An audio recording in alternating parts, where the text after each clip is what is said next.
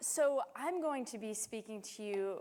It's so interesting to be able to see the line of where we just heard about how the home cooks today are approaching whole grains. So now we're going to hear more about how consumers in general are really embracing and kind of returning in some ways back to whole grains and what it means for them and what it means for whole grains in the future.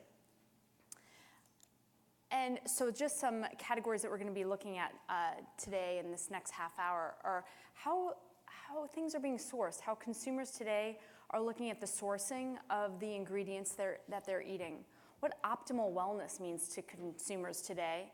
And we're going to take a look at premium snacking because 50% of eating occasions today are snacks amongst all consumers. And so those snacks are expected to do a lot more than they used to when many of us were growing up when snacks were more treats.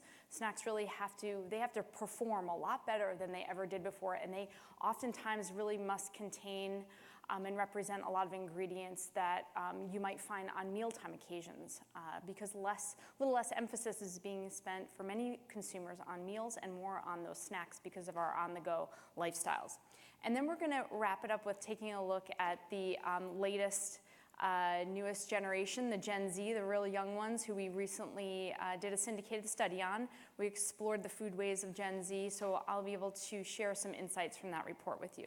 So to begin, this is really this idea of what mindful sourcing is all about. And I've chosen this quote by Dan Barber because he really epitomizes the future of what food and whole grains means to consumers today. Because there are a lot of consumers who are very concerned with the sourcing of ingredients. And as Dan has said, and he's also the author of the wonderful Third Plate and also one of the founding members of Row 7 Seed Company, there's an emerging, exciting, passionate group of eaters who don't want to settle for food that's processed or foods that is tasteless. And when you pursue great flavor and you pursue great ecology and better nutrition, this is what it's all about today. So Dan was saying that when he talked to a plant breeder, about a decade before he came up with Row 7, when he was researching his book, The Third Plate, that he was talking to a plant breeder and he said, hey, can you make me a better tasting butternut squash? And he was like, no one's ever asked me that before. It's always just been about consistency and it will be able to store well. And that just blew Dan's mind, and it blew my mind too. Because really when it all comes down to it, if things taste better, they tend to be more nutritious as well. So what this also means is that the consumer and this notion of mindful sourcing is really causing consumers today to ask much more meaningful questions about their food. And so what we see is that consumers, they're catalyzing changes in the way that consumer packaged good companies, CPG, and retailers, how they source, how they produce, package, and label their products. So things like biodynamics, that is something that to a lot of people out there, a lot of our clients come to us and say, biodynamics, that's like some weird kind of, woo-woo stuff, right? Well, to a lot of consumers who aren't really necessarily on that fringe, that tip of the spear on like everything to them has to be super oriented towards wellness and sustainability, the idea of like, well, biodynamic, what's that all about? Is it even better than organic? Because I have some questions about organic. People who are having kids for the first time, millennials who are in their mid-30s are saying, what is this biodynamic all about? So they're less interested in this notion of the moon and the stars and the planting of the goat horns, all the things that go into biodynamics. I mean, just like, what does it mean and is it better? Because that's what it really means. Consumers are looking for deeper levels of engagement. And this also has a lot to do with soil health, which we're going to get into as well. So what we're seeing too is that it's very interesting because a lot of these farm-driven distinctions are becoming a lot more important to consumers today as these ingredient-driven quality cues are they're still important, they're not going away by any stretch of the imagination. Protein, macronutrients, these are always going to continue to be very important to consumers, but they're kind of over this idea of big call-outs on the front of all these packages. They're really saying to themselves, well, where was it grown? How was it grown? Were they nice people who grew this? Where is this from? Were there any other chemicals involved that I don't know about? Because that's great that it's whole grain or that it has 9 grams grams of protein, but tell me a little bit more about how it was sourced. And so we're seeing even these legacy CPG, consumer packaged good companies, are starting to get on the act in terms of these farm-driven messages that are really much more about this new modern consumer wanting to know about this era of show and tell. So whether it's popcorners or kashi, and really talking about this whole notion of farmers transitioning to organic and how they're helping them, this is really important to the modern consumer.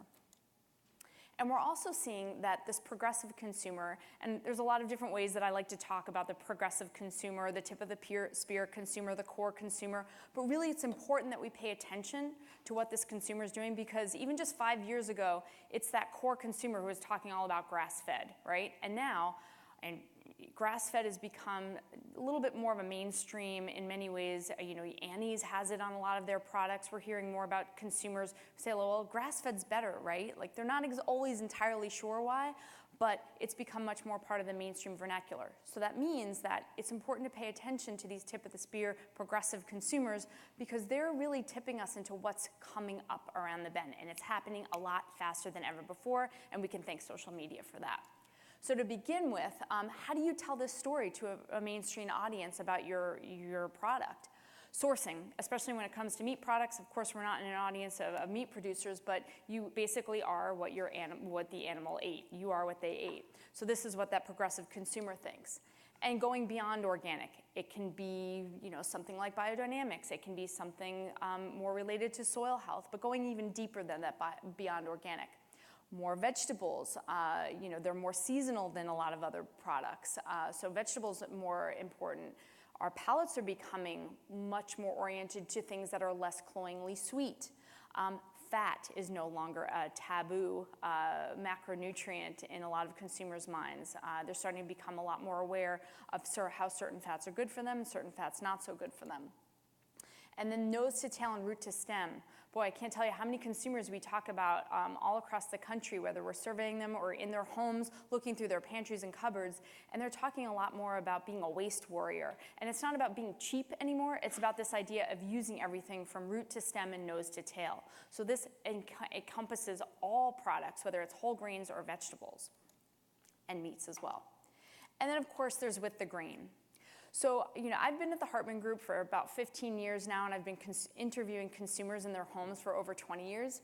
And in the last 10 years, it's been really interesting to hear consumers talk about, like, they're really kind of trying to shy away from grains in some instances.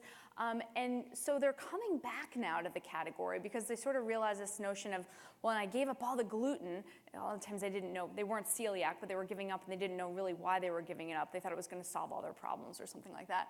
And when they realized it didn't do everything that it was supposed to do, they're starting to come up, they're like, now I want to eat grains again, but I want them to be whole grains, because being on a gluten-free diet for some particular period of time, whether it was short or a little bit longer, really educated them. It got them to learn more, participate in this notion of discovery, whether it's global diet traditions, different kinds of cultures, as well as different types of grains as well. So they started to explore a little bit more and found out about different whole grains that might not necessarily contain gluten. So they're coming back to the category and they're like, hey, you know, sprouting, what is that all about?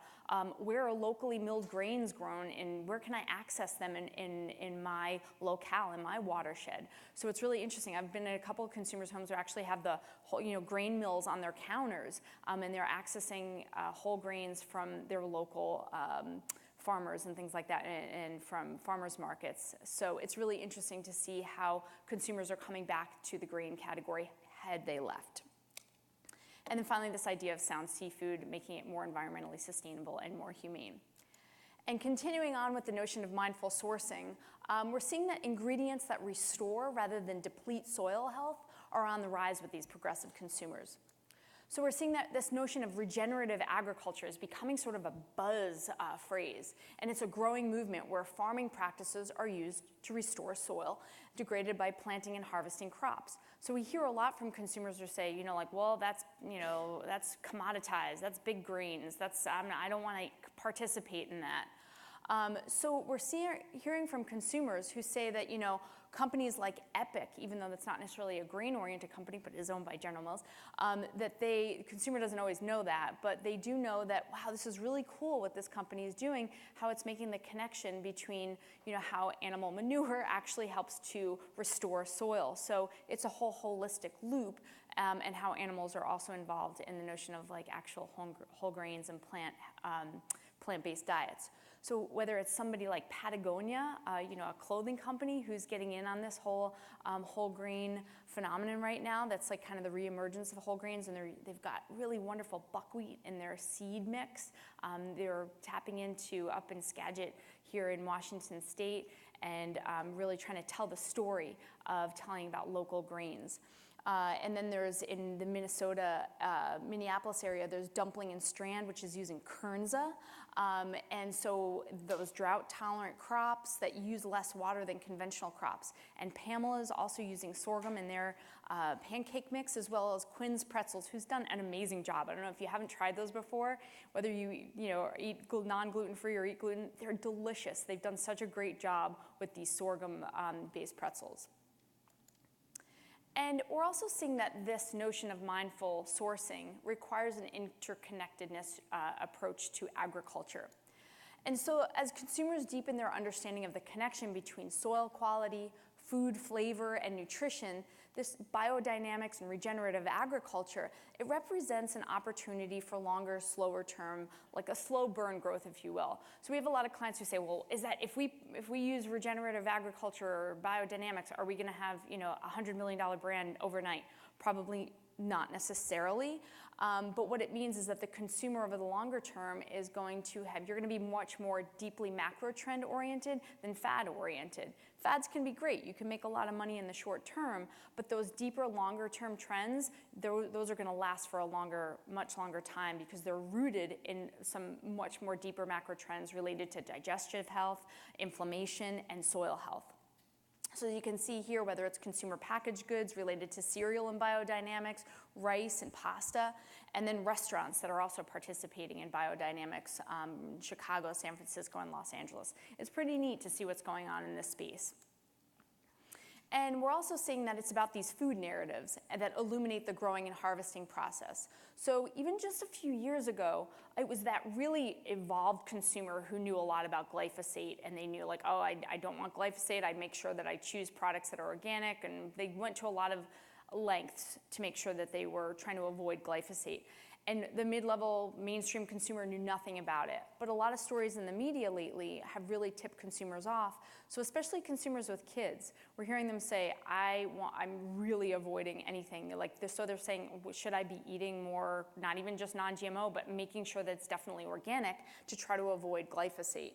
And this rather well-known chef in New York City, Marco Canora, he is sourcing grains locally and milling them in-house, just because he says, I don't know what the story is with glyphosate, so I'm going to do what I can to avoid any long-term consequences. And we also hear from a lot of our clients who say, but we can't make money off sprouted and all of this extreme transparency. Well, here's a brand case study that you can actually. So 1 Degree has done a fantastic job with really just showing the consumer from A to Z full transparency about their brand and how dedicated they are to the farmers that grow their wheat and their other grains. And so scanning the QR code from their veganic, which I think they made that word up, I don't think it's actually a true real word, ancient whole grain bread, will forward the user to a site describing the story about their seeds and the organic coarsened wheat that's produced. So it's educating consumers in a really fun and playful way that says like, wow, it isn't just wheat, it isn't just this notion of commoditized grains, it's this very specific ancient heritage type of grain that consumer then also, it makes them think that it has higher nutrients. Whether it does or not isn't necessarily the point. I think it does a little bit in terms of the actual facts on that, but the consumer says, this is better for me, and I feel better putting my dollars into a product that is this dedicated to making sure that something is this transparent. So now we're going to cross a little bit into optimal wellness, but mindful sourcing and optimal wellness, they sort of cross paths, if you will. because these new quality distinctions in grains, they're leveraging sustainability, wellness, and they're going deeper into that good grains, good food story. So as consumers are reimagining and re-examining the role of grain in their diets, interest in sustainability, wellness, is propelling them even deeper into the world of quality distinctions and all of those good food philosophies that I showed you a little bit earlier. So things like beyond organic, as I'd mentioned, whether it's regenerative, organic, or whether it's biodynamic, glyphosate-free, and restoring nutrition. Because we hear these progressive consumers also talking about this notion of what about carbon in the atmosphere? What about making the soil, the topsoil, a lot healthier? Again, this is really progressive consumers, but we can expect that this conversation just about general soil health and the richness of it and growing food in it, making sure that it has more nutrients as it did 20, 30, 40, 50 years ago than it does today. And we're also seeing that legacy CPG manufacturers are demonstrating their commitment. So whether it's Danone or Gerber and Annie's, they are really understanding this importance of soil health in relation to the macro trend of digestion and inflammation. So there is potential for this regenerative organic certified label to accelerate a little bit more quickly as knowledge around the microbiome and importance of soil health grows. And there's a lot of stuff on this slide, so I'll just bear with me for a moment. So this is a consumer language map. We do a lot of linguistic work at the Hartman Group. And so when we were talking to consumers about this topic related to health and wellness and sustainability, we were like, when you talk about digestion, they're saying like, okay, modern diets today, the way that we eat, the standard American diet, it's just filled with starches and sugars and fructose, this notion of hyper-processed carbohydrates. And they're saying that a lot of the cause, of course, it's stress and cortisol and pharmaceuticals, but a lot of the consumer believes is that it's related to the growing and processing methods, soil health, industrial agriculture, glyphosate overuse and harvesting, pesticides, and GMO concerns. So all of that affects all the things you can see on the right, but I just wanted to kind of share this with you to let you know that this is how the consumer's thinking about this notion of what hyper-processed carbohydrates, is essentially starches and grains, can do to them in the long term. And so we asked in our health and wellness study, what eating approaches, essentially what diets have you tried in the last year? So, you think so much with the media that more and more consumers are probably doing vegan and paleo and, vegetarian, but look at that. It says most of them are just trying any kind of diet. So when we go and we interview consumers, it's so fascinating because I'll say, well, what did you eat today? And when they describe what they ate in the morning, it might have been like something a little bit, they might have had Greek yogurt and some berries, and then in the afternoon they're having a sandwich. So it's almost like they're doing plant-based and Mediterranean, and then maybe a little bit of paleo at night. So it's meal by meal and snack by snack. So consumers today aren't following any one diet. That's one of the main things I really want to impress upon you today, is that consumers, by and large, they're not vegetarian. There are vegetarians, but that number is not growing in the U.S. There's not a growing number of vegetarians in the U.S., and we're not seeing the paleo dieters really just sort of taking over and just eating tons of meat and vegetables and fat. What we are seeing, though, is that consumers are doing this for much shorter periods of time than it might actually appear in the news media. So just remember that when we're thinking about how we're marketing foods to consumers, that they have very different approaches to different eating occasions. And as you can see here from this Gen X consumer who is a female, she's in her 40s, and she said she tries to avoid white carbs and flour. She's always looking for alternative sources of fiber. That's always the number one for the last 8 years for our health and wellness studies. Fiber is the most sought after ingredient that consumers are seeking. And whole grains used to be higher up, but it's fiber that they're seeking most. And then protein kind of falls in between there. So fiber to the consumer, as long as it's coming from an inherent source, can do no wrong. So she can see she's not buying as much bread as she once did because she perceives it to be empty calories.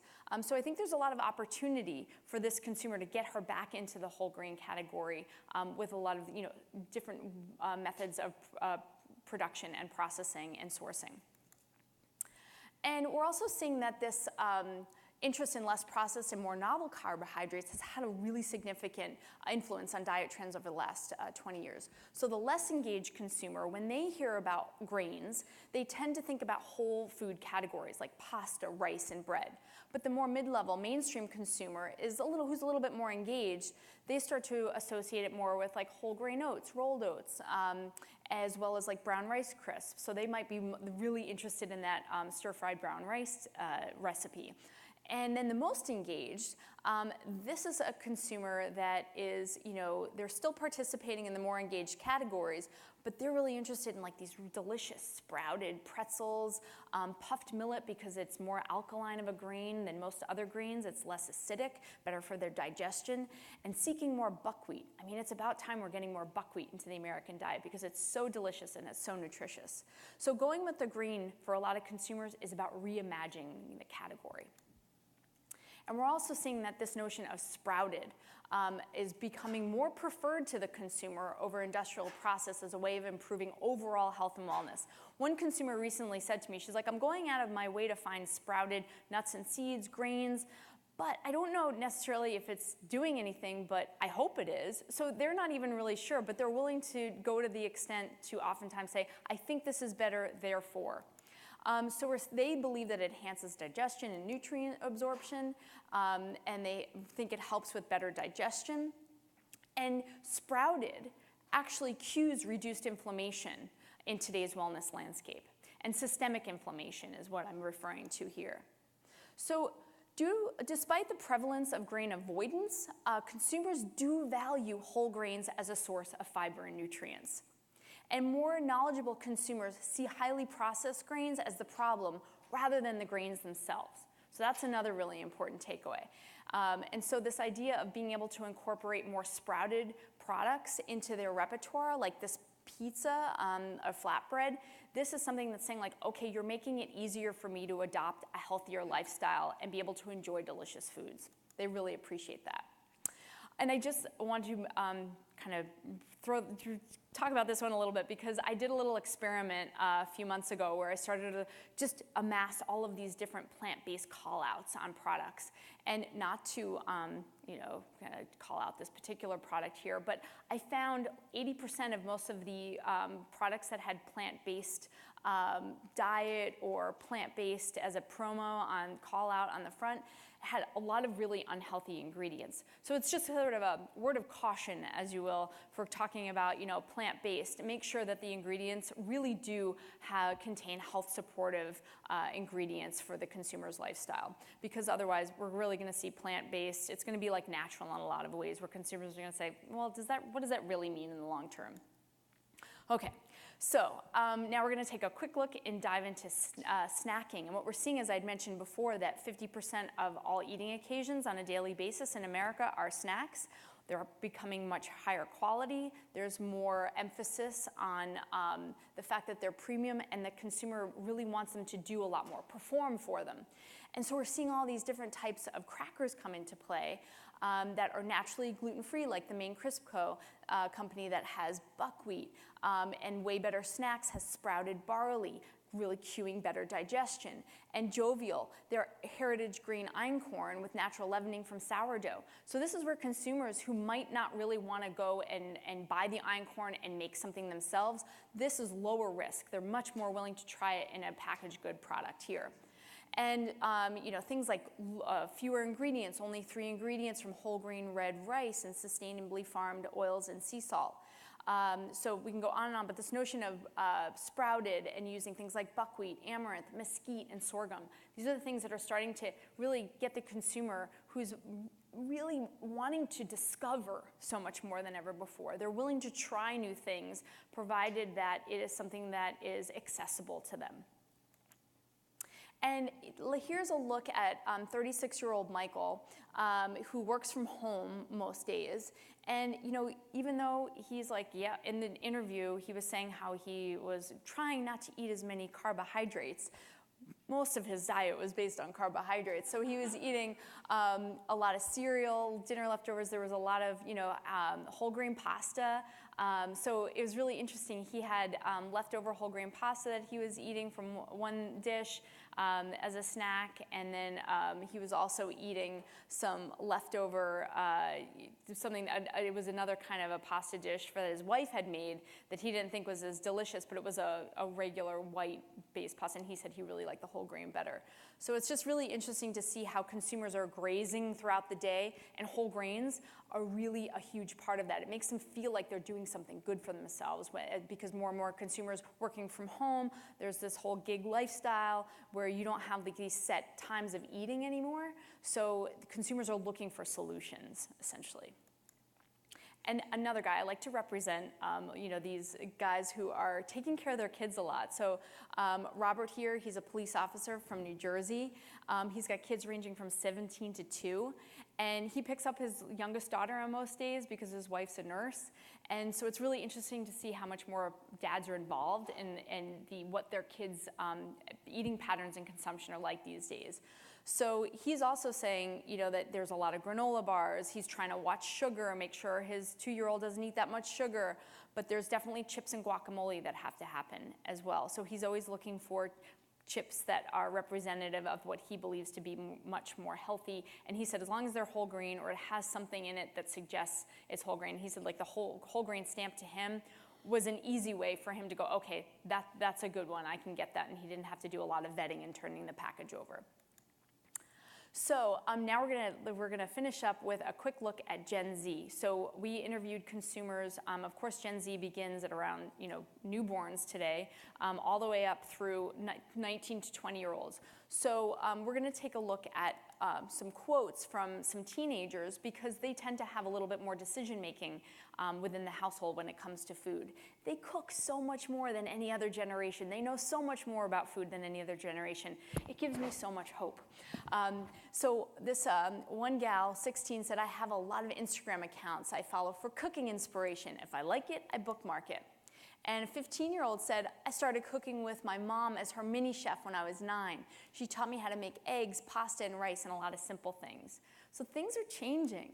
And this 17-year-old said, I don't like to cook that much, but I know I should. But I do cook a lot because my family has different schedules, so we don't all eat together. This is a pretty common thing where we're seeing more and more kids say, if I want to be healthy, I know that I have to be able to make some things myself. And this is where whole grains can certainly play a role. Now this is Lindsay, she's 16 years old, and she said that more exposure to food media likely means a more adventurous palate eventually. So what we know is they know so much more, but they're still kind of sampling things. And so she and her parents are really into watching Chopped challenges on the Food Network. And her dad will say, oh, we have to use this up from the freezer, and you have to use this, and we make dinner. And she really is impressed with how great her dad is at Chopped challenges. So she searches her bookmarks in her Tasty app when she wants to try something new, and she loves pancakes, right? On a mission to find the best pancake mix. That's a good one. The pancakes are pretty hot amongst teenagers, I found in our research. And mom is the workaday cook, but dad is the chef, cooking fancier meals, but both engage her as the sous chef. And she likes to watch Tasty's cooking videos as a way to wind down. When I was 16, oh my gosh, of course there were not cooking videos, but the last thing I could think of was winding down to something related to cooking.